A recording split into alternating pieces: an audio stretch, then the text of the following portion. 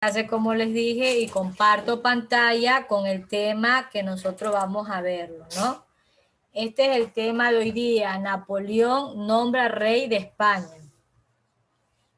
Vamos a ver sobre ese tema.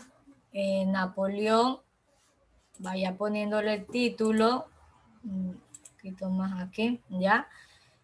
Napoleón nombra rey de España. Mire que tenemos Napoleón nombra rey de España y tenemos de las juntas a las guerras de independencia y tenemos la falta de rey, ocasión de las juntas americanas. Si yo bajo más, no sé si podrían ver, creo que allí no se observa tanto. ¿Se observan bien? Ahí donde se ve todo. ¿Se observan Sí, bien? profe. No observan tan bien, por eso les digo. Vamos a poner un poco más grande, se va perdiendo un poco, pero bueno, ahí tendrá que ir moviendo. Entonces vamos a iniciar con la primera parte de Napoleón nombra rey de España. Ya, a las causas hay que añadirles los hechos que precipitaron la independencia. ¿Cuál fue el tema de la semana pasada? ¿Quién se acuerda? ¿Las causas de qué? La semana pasada, el día viernes, ¿causas de qué? De la independencia de qué?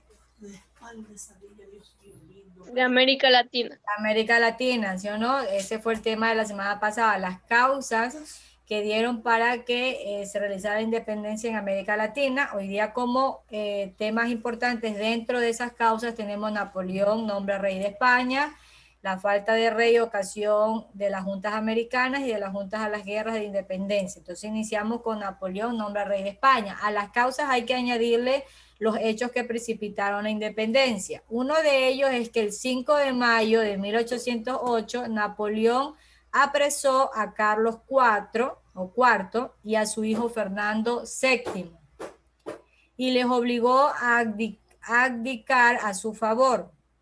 Acto seguido nombró rey de España a su hermano mayor José Bonaparte. Allí tenemos las primeras causas que se debe añadir para que se precipitara la independencia. Ya tenemos aquí en esta parte que dije que Napoleón apresó a Carlos IV y a su hijo Fernando VII y les obligó a abdicar a su favor, es decir, que tenía que renunciar, ¿no? Renunciar a su cargo, eso significa, o abandonar. Acto seguido nombró rey de España a su hermano mayor José Bonaparte. Eso fue el objetivo de Napoleón Bonaparte, ¿no? Que Carlos IV y su hijo Fernando salieran, ¿sí o no? Renunciaran de ese cargo honorífico de rey para él, Napoleón Bonaparte, nombrar rey de España a su hermano mayor que se llamaba José Bonaparte, ¿ya? Aquí tenemos, entre tanto, el 2 de mayo se había producido una sangrienta revuelta del pueblo de Madrid contra los franceses. Las tropas napoleónicas mataron a cientos de personas y al día siguiente fusilaron a decenas de cabecillas de los barrios. Tenemos algunos datos dentro de lo que Napoleón nombra rey de España, ¿no? Alguna de esas causas que nosotros podemos añadir, que obligó a que se salieran del poder, que renunciaran de su cargo como rey, estos dos personajes, para él poner a su hermano mayor. Y entre tanto de esas situaciones, se había producido una revuelta sangrienta dentro del pueblo de Madrid contra los franceses y esas tropas napoleónicas mataron a cientos de personas y al día siguiente fusilaron a decenas de cabecillas de barrios. Aquí tenemos una imagen que hace representación a esa violenta matanza que realizaron, ¿no? Las tropas napoleónicas a cientos de personas, ¿no? Aquí está el fusilamiento del 3 de mayo de 1808. ¿Por qué? Porque el 2 de mayo se produjo esa revuelta sangrienta y al otro día fue el fusilamiento. Entonces, por eso el 2 de mayo, al otro día fue 3 de mayo, donde se da esta sangrienta muerte a cientos de personas por las tropas napoleónicas. En muchas ciudades españolas se organizaron juntas autónomas que prometían gobernar hasta el retorno de Fernando VII al trono, ¿ya? pero fueron disueltas por los franceses. Solo quedó libre la parte occidental de Andalucía. La Junta de Sevilla se proclamó supremo gobierno de toda España, una ficción, pues el resto estaba bajo el rey Bonaparte, llamado por los españoles Pepe Botellas. Esta fue una de las causas que más revuelta y sangre trajo consigo, porque Napoleón Bonaparte nombra al hermano. Sin embargo, la gente no estaba de acuerdo en muchas ciudades españolas. Creaban sus propias juntas autónomas que ellos mismos gobernaban hasta que otra vez regresara al trono Juan Fernando VII, que Bonaparte había hecho renunciar, que se fueran de ese lugar, de ese trono, pero fueron disueltas por los franceses. Los franceses no estaban de acuerdo con esas juntas autónomas que la gente había creado hasta que otra vez regresara Fernando VII al trono. Solo quedó libre la parte occidental de Andalucía. La Junta de Sevilla proclamó supremo gobierno de toda España, que era una parte, estaba bajo el rey Bonaparte, que para los españoles ellos le apodaban, le daban el apodo de Pepe Botellas, ¿ya? ¿Y cuál era? José Bonaparte, que era el rey que había puesto Napoleón Bonaparte, que era el hermano, ¿no? Y los españoles le habían dado ese apodo, Pepe Botellas, como usted ve allí entre comillas, así lo llamaban los españoles. Eso es lo que corresponde a Napoleón, nombre a rey de España, ¿no? Queda claro. ¿A quién nombra rey de España? A su hermano mayor. Napoleón Bonaparte obliga a que renuncien tanto Carlos IV como su hijo Fernando VII del trono como reyes para poner a su hermano. Una de las cosas que la gente no estaba de acuerdo era la forma sangrienta o las revueltas que solo provocaban muertes por las tropas napoleónicas, ¿no? Que sí trajo consigo muertes de cientos, ¿no? De personas. El 2 de mayo la revuelta sangrienta y al otro día, 3 de mayo de 1808, como usted ve en la figura, será el fusilamiento. Y también como dato de esos o características de lo que estamos hablando, de que muchas ciudades españolas crearon sus propias juntas autónomas, pero los franceses no estaban de acuerdo y solamente Andalucía quedó libre y estaba dividido, ¿no? Que había lugares que estaban bajo el mandato del rey Bonaparte, que los españoles lo nombraban como Pepe Botellas. Ahora vamos a hablar la falta de rey, ocasión de las juntas americanas. ¿Ya? Era un problema porque mucha gente esperaba que otra vez regresara Fernando VII y otros eran los fanáticos o seguidores de Pepe Botellas, que así lo llamaban los españoles, pues, a José Bonaparte. Las noticias de lo sucedido en España causaron conmoción en América y para los más, no hago más pequeño porque si no, no puede ver, ¿ya? Entonces nomás voy a mover así. Para los más decididos fue la ocasión propicia para lograr la deseada autonomía. Al proclamar las juntas soberanas, los criollos sudamericanos sostuvieron tres tesis. La primera tesis, el rechazo a las pretensiones de Napoleón sobre América. La segunda, la lealtad de Fernando VII. Y lo más importante, la ilegitimidad tanto de José Bonaparte como de las autoridades coloniales designadas por el rey español. Allí estaban las tres tesis que sostuvieron los criollos sudamericanos al momento que ellos crearon o proclamaron sus juntas soberanas. Fueron personas decididas, ¿no? Que querían lograr ser libres y no estar bajo el mandato de Napoleón Bonaparte con el hermano que había sido proclamado por él Profe, como rey. Dígame. ¿puede repetir lo que dijo? Ya, ¿en qué parte? Todo lo que di. Ay, ay, todo. La parte que estaba explicando. No, las tres cosas que nombró ahorita. Las tres tesis, ya. Las tres tesis que los criollos sudamericanos sostuvieron, ¿no? O plantearon para proclamar su junta soberana, que al inicio, al momento que Napoleón nombra rey de España, los franceses la disolvían, ¿no? No estaban de acuerdo porque no les convenía, pero gente decidida continuó, ¿no? Para lograr esa deseada autonomía. Entonces, por eso proclamó la Junta Soberana y sostuvieron 3 tesis. La primera, el rechazo a las pretensiones de Napoleón sobre América. Aquí la tenemos, mira, aquí les voy a encerrar, les encierro aquí.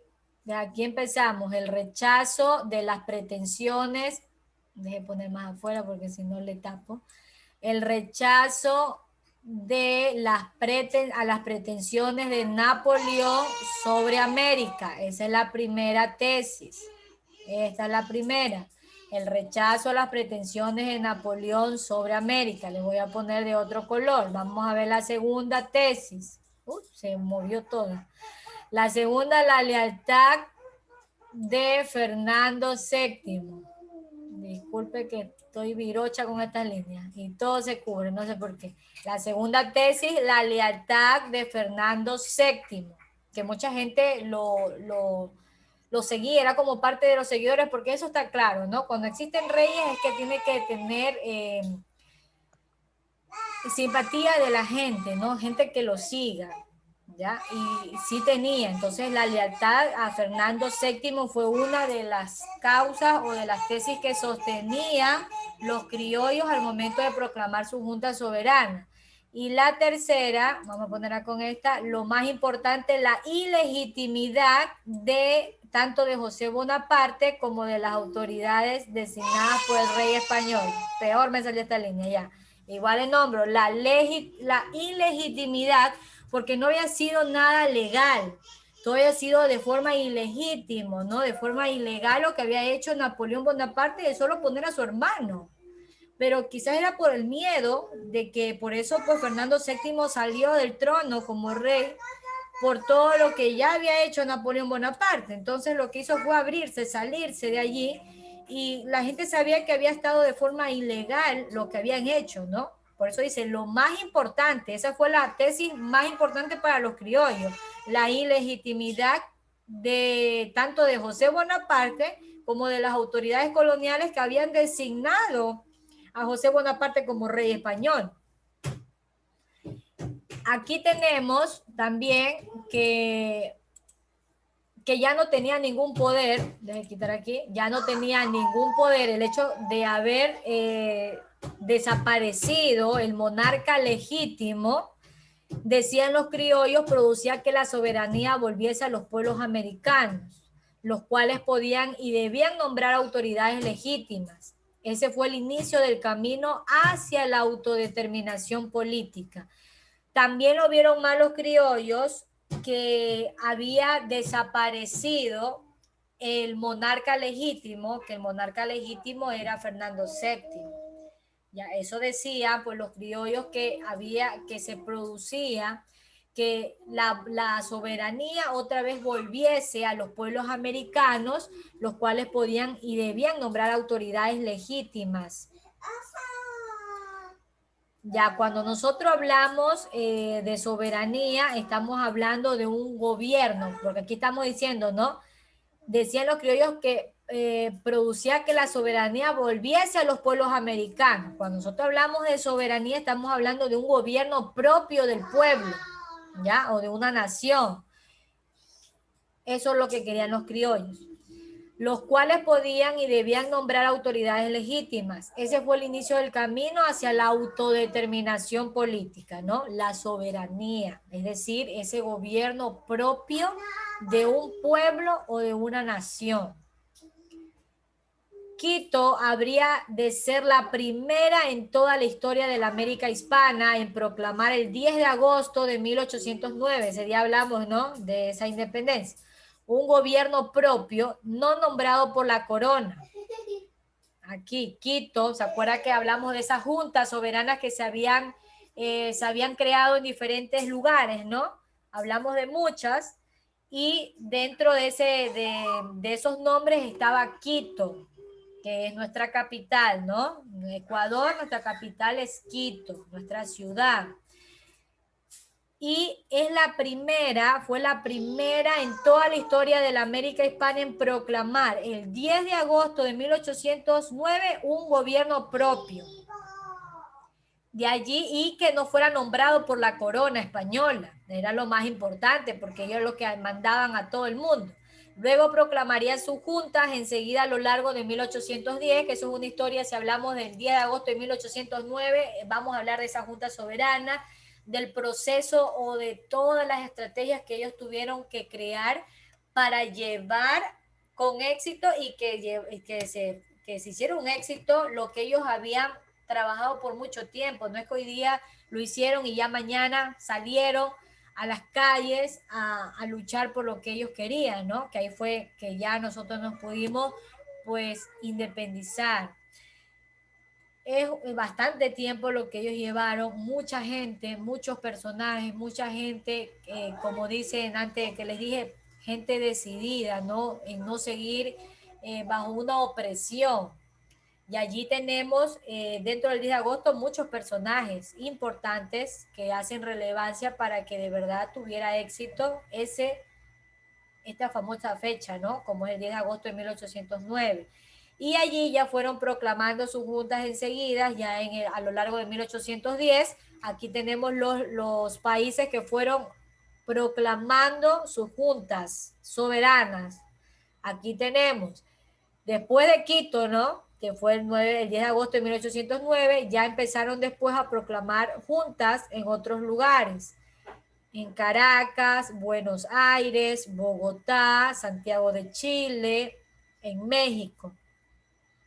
En Santiago de Chile, no, pero aquí tenemos que en México el cura Hidalgo daría en el pueblo de Dolores el grito de la independencia movido exactamente por los mismos ideales. En México fue así, ¿no? Ahí tenemos, hasta hay una, en el Chavo del Ocho, si nosotros no hemos visto mucho, porque es un programa divertido, que de verdad que a veces también le enseña, allí también ellos nombran en una de esos se me fue la palabra, de sus escenas, no de sus escenas, nombran que estaban estudiando ciertas fechas y allí nombran a este personaje, ¿no? El cura Hidalgo, que en México daría en el pueblo de Dolores el grito de la independencia, ¿no? Movido exactamente por los mismos ideales. Viva la Virgen de Guadalupe, abajo el mal gobierno, viva Fernando VII. Ya ahí tenemos al cura Hidalgo como personaje importante dentro de México.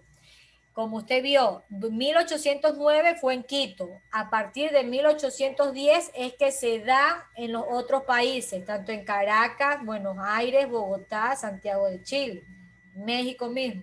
Se da a partir de 1810. Por eso que dice que Quito fue la primera en toda la historia, de la América hispana en proclamar la Junta Soberana sin ser nombrados por la corona española, que siempre estábamos bajo la opresión de ellos. Ahora vamos a hablar de las juntas de las juntas a las guerras de independencia.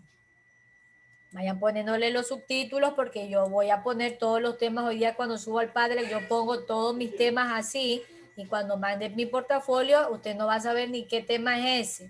Va a decir, ahí está. No, mientras yo no veo título, usted no me ha mandado tema. De las juntas a las guerras de independencia. Es decir, después de las juntas soberanas que dieron esa autonomía, ¿no? Que empezó con Quito, en nuestro país, y luego a partir de 1810 se da en otros países. De esas juntas pasamos a las guerras de independencias. Empezamos con el rey que ubica a Napoleón Bonaparte, luego pasamos a las juntas que se crearon y de las juntas pasamos a las guerras de independencia, ya que es este otro tema que vamos a tratar. Las autoridades españolas reprimieron con ferocidad a la primera de las ciudades en formar una junta soberana. Allí tenemos. Trataban de prevenir el contagio. Los virreyes de Lima y Bogotá enviaron de inmediato tropas con la orden de sitiar Quito y no dejar que entrara ni un grano de sal. Eso fueron provocando esas guerras, ¿no? De independencia.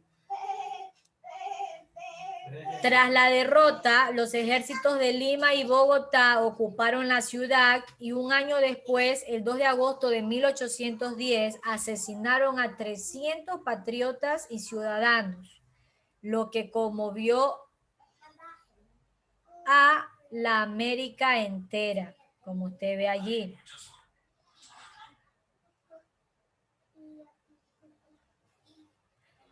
En el inicio, las juntas no eran independentistas, se decían depositarias interinas de la soberanía hasta que retornara el rey legítimo. Pero la reacción de los españoles llevó a polarizar las posiciones y las élites criollas multiplicaron. Desde 1811, la proclamación sin embajes de la independencia en Caracas, por ejemplo, se instaló incluso la Primera República. La reacción militar de las autoridades coloniales fue inmediata. Allí tenemos también, deje continuar con lo que estábamos viendo allí. En esta parte, las primeras juntas se defendieron con poco éxito, pues no tenían ejércitos entrenados. Por eso, en 2 o 3 años, España logró recomponer su dominio en todos los territorios. Si se da cuenta, a ver, que está llamando a la profesora Susana. Salvo en Cartagena, Buenos Aires y Chile, la reacción criolla fue cada vez más fuerte y organizada, lo que convirtió al proceso en una verdadera guerra continental que se extendió por varios años. Espérenme un ratito que me está...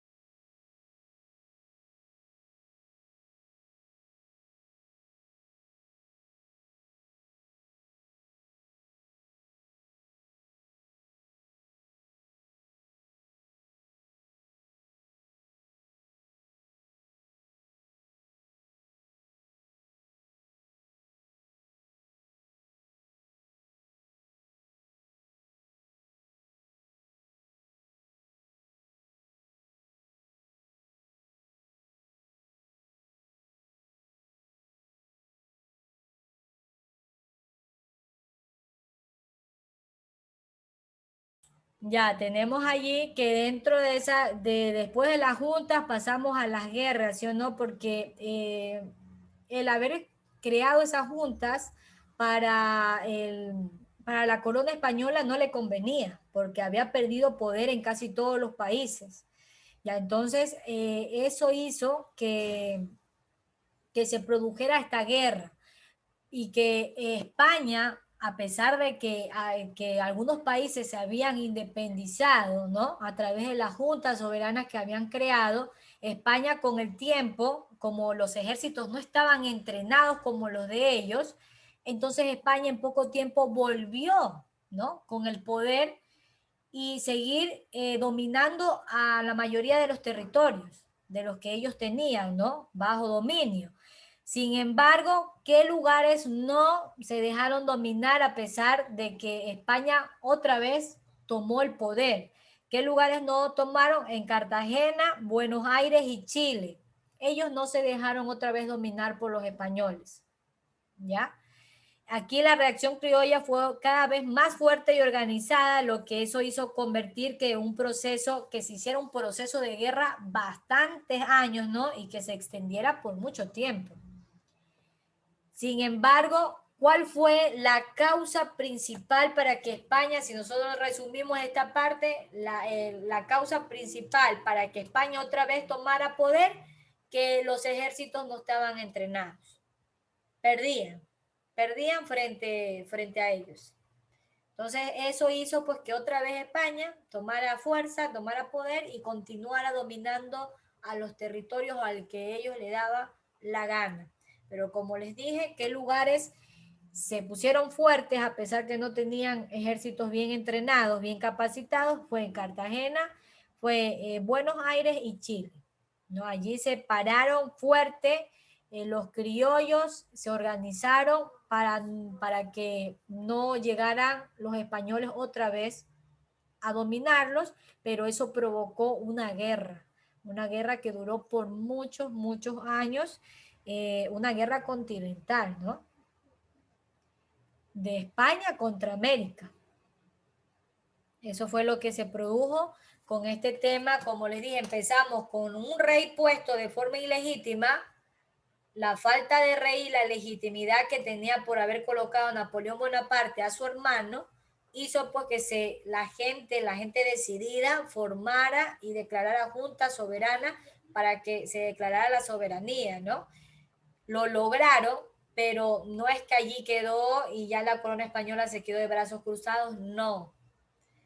De esas juntas otra vez regresaron las guerras de independencia, porque no querían bajar su poder. El poder, como siempre hemos dicho, el poder se gana con territorios. Eso es lo que da poder a los lugares. Si hablamos hasta de los mismos imperios, si hablamos del Imperio Romano, el Imperio Romano fue poderoso porque cuando ellos luchaban, batallaban, eran por tierras. Ellos ganaban y se apoderaban de toda esa tierra y hasta de la misma gente porque los cogían como esclavos. Y ahí ellos iban haciendo más fuerte, porque tenían más tierra, ¿no? Eso era parte de ellos. Lo mismo era acá.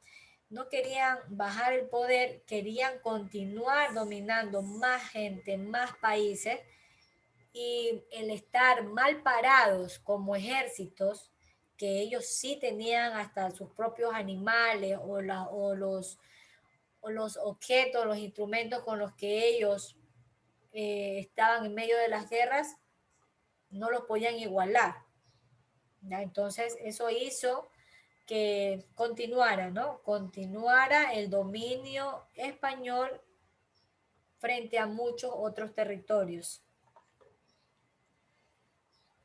Profe, una pregunta, ¿puede poner